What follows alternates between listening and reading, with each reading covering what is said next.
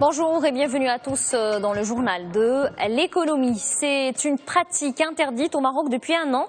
Pourtant, elle est toujours courante. La vente des puces anonymes continue. C'est le constat dressé par l'Agence nationale de réglementation des télécommunications. L'agence presse les opérateurs télécoms à prendre les choses en main.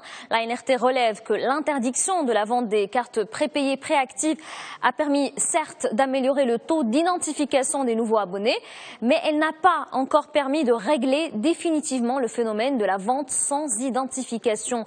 L'année dernière, la NRT avait lancé un ultimatum. Les détenteurs de cartes prépayées avaient jusqu'au 1er avril 2014 pour s'identifier.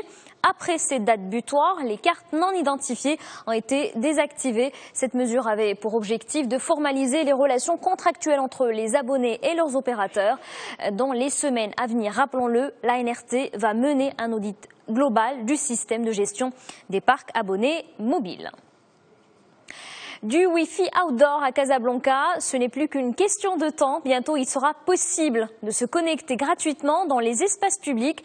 Les 3 opérateurs ont signé une convention de partenariat avec la ville de Casablanca. La mise en place du service Wi-Fi concerne certaines zones, notamment le parc de la Ligue arabe, la gare de Casaport, la place des Nations Unies ou encore le Twin Center de Ma'arif. On écoute à ce propos Mohamed Jouahri, il est le directeur général de Casa Events et Animation.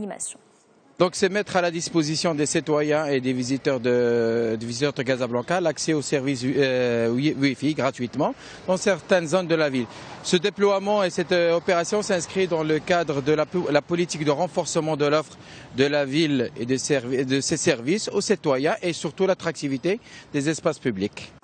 Dans l'actualité aussi, les résultats annuels d'Ad-Doha. Le groupe a organisé une conférence de presse ce mardi pour présenter ses chiffres annuels. C'était surtout l'occasion d'exposer aux médias le plan Génération Cash.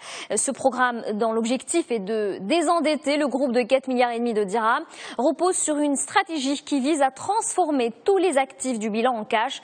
Et le plan semble porter ses fruits, comme nous l'explique Anas Brada. Il est le directeur général du groupe Ad-Doha en charge du pôle support. On l'écoute. Nous avons l'occasion de faire un état d'avancement sur ce plan Génération Cash qui a permis, donc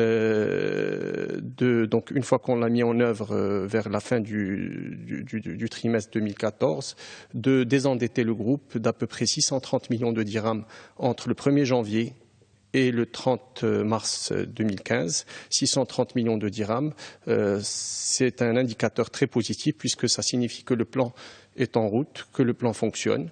Cela à travers notamment une croissance importante des encaissements puisque nous avons encaissé pratiquement 2,5 milliards de dirhams entre le 1er janvier et le 30 mars 2015. Des propos recueillis par Shafek Feiz. Un événement à noter dans vos agendas, la conférence internationale du commerce mondial, l'OMC, fête cette année son 20e anniversaire et c'est la ville Ocre qui accueille aujourd'hui cette célébration. Une quarantaine de ministres africains y prendront part. Au total, près de 300 personnes sont attendues à Marrakech.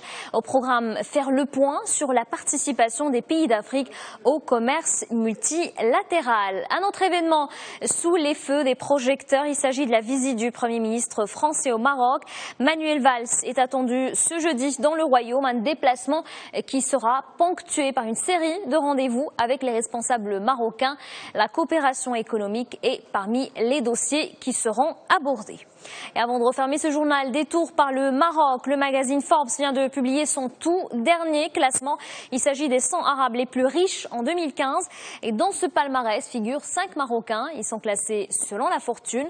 Le PDG de BMCE Bank occupe la 19e place. Sa fortune est estimée à 2,3 milliards de dollars.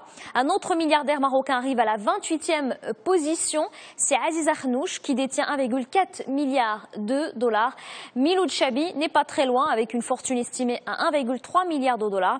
Il est au 34e rang. Et puis, loin derrière, on retrouve le PDG du groupe Ad-Doha et le directeur de Delta Holding. Voilà donc pour l'actualité économique. Très bonne journée à tous sur notre antenne.